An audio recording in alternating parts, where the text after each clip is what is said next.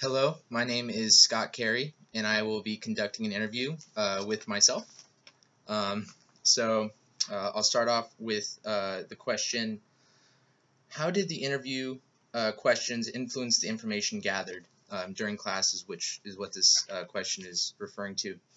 Um, I think that it actually helped kind of make it a little less formal because we kind of started off with one question and then it kind of was more fluid. It kind of let us, you know, take the interview where we wanted to after the initial question, which was how do you think gender identity has changed in our culture throughout your lifetime? Um, so I think after that initial question, which I got a pretty long, good response for, it kind of allowed me to kind of come up with questions in my head, which I thought added to what he had already said. So I really enjoyed kind of the informal aspect of it. It was like just having a conversation. Um, but I had to keep record of it. So that's where the voice recorder came in handy as well, so that I could, keep track of it and transcribe it later, but keep that conversation going and that, kind of the natural flow of how people talk, which was nice. Um, so my next question is, what was the experience being interviewed like? I have not been interviewed before, so it was nice. Hopefully, I get interviewed for in the future, so it was nice to kind of get some practice on it. Um, it was interesting the topic that we chose because it's, I guess, a tender topic. It's one that we've discussed thoroughly in class, but it's something that we kind of I don't really talk about with my friends in particular. So it's nice to kind of have just a conversation, not without judgment or without, judging people based on their opinions. Um, it was nice to just be able to, talk with somebody about it in a setting where, it's just academic and you're just trying to collect data on what, the outlying, opinion of this topic is and how it's progressed from the more traditional view of gender and gender roles to what I think it is now, which was really nice to kind of talk about and be asked about because it's something that I think needs to be addressed more in conversation, spoken, as opposed to just reading articles about it or just, seeing people talk about it on the news. It's something that needs to be started, a conversation that needs to be started in our everyday life. So I think, especially in this class, it's a great start, but it shouldn't be an interview topic. It should be just a conversation topic, which is kind of how I treated this interview. It was just conversation about general, general viewpoints, which was, really nice, really informal. Um, my next question is, what was the experience interviewing like? So that, again, I kind of already answered that, but, very informal, just asking the general question and then being able to respond quickly with something that would kind of create a constructive interview once transcribed to kind of add to the point that was made from the first question, which was the requirement. In my particular interview, I referenced Rachel Dolezal, which we've talked about in class, and how her situation has also been kind of viewed differently from the situation of Caitlyn Jenner. So gender and race being kind of the viewpoints of those and why they're seen so differently, which I think added to what he said about kind of how long it's taken the movement and the progression of the transgender movement and how that's been influenced by the gay rights movement. So I think it all kind of formulated or kind of worked together and formulated fluidly. And it it was just nice to be able to ask those questions to a person that I already knew. Anders and I have previously met, so it was not like two strangers talking, which was nice. So that maybe it influences kind of the ease of influencing or the ease of asking questions is making sure that you're friendly with the person, they have some familiarity with you before they open up to you about these topics. Because if it's two strangers talking, that might I mean, obviously you wouldn't, it would influence the conversation a lot more because you'd be a lot worried about what they thought of you. But Anders and I have known each other since freshman year, so that made it really easy. So if I were to have interviewed a different person, there would be some sort of breaking the ice or something to make it a little less, the tension a little less, to make me not a stranger. I think that's very important in interviewing. So that's definitely something that I would take time to do beforehand if I ever were to interview again. And so, have you conducted a formal interview before? No, I have not, but it's interesting.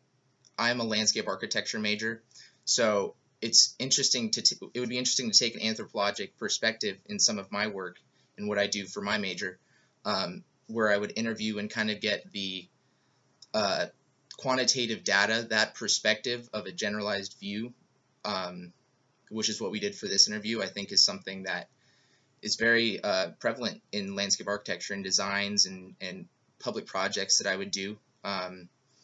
So it's something that I should do. It should be a tactic that I use for future projects, particularly when I actually start practicing once I graduate. It's a great way to get people's generalized opinions, not by the numbers, but by transcribing data or transcribing words and what their thoughts are on paper.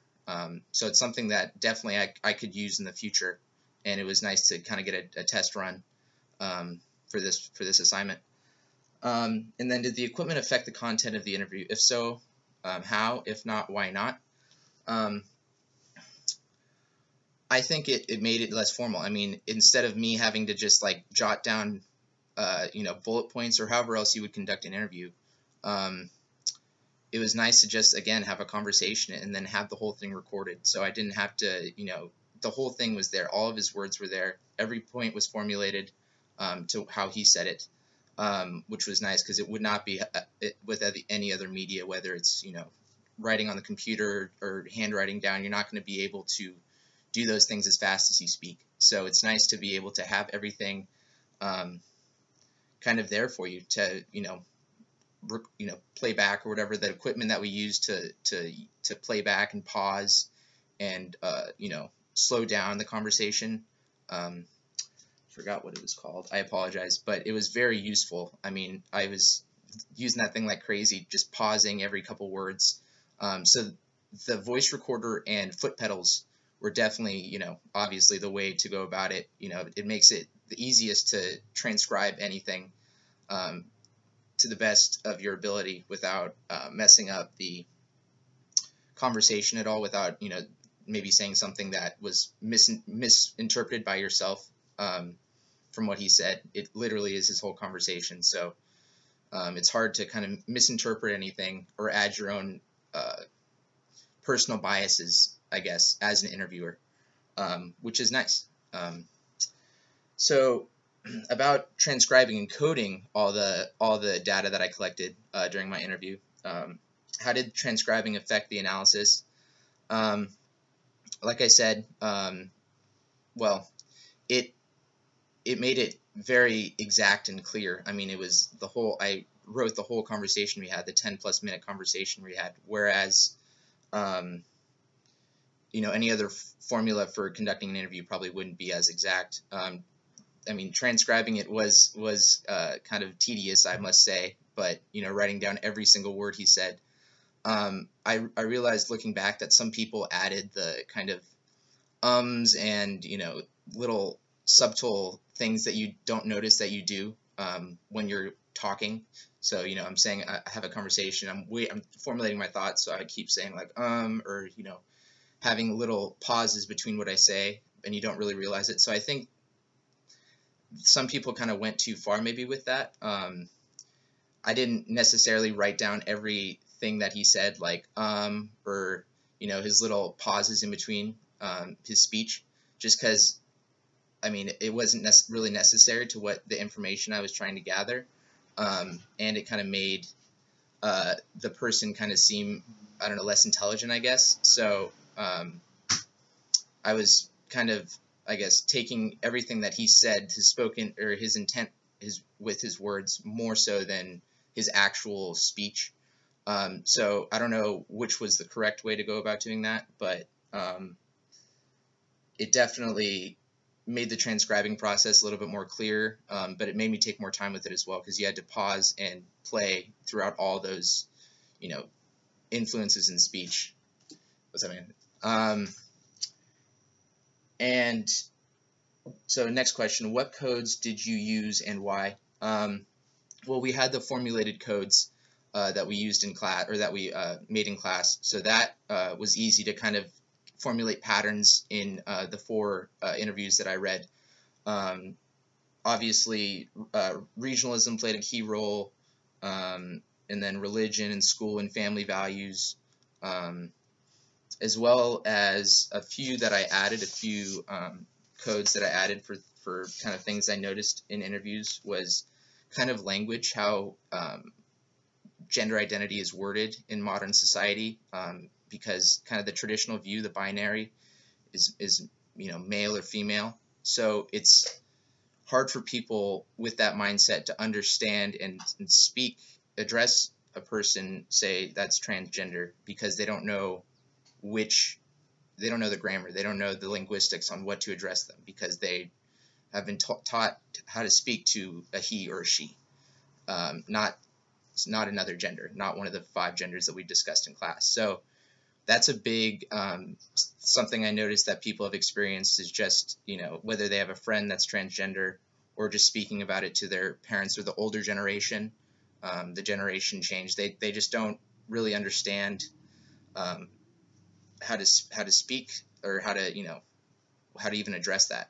And then going along with generation change, obviously, with the other kind of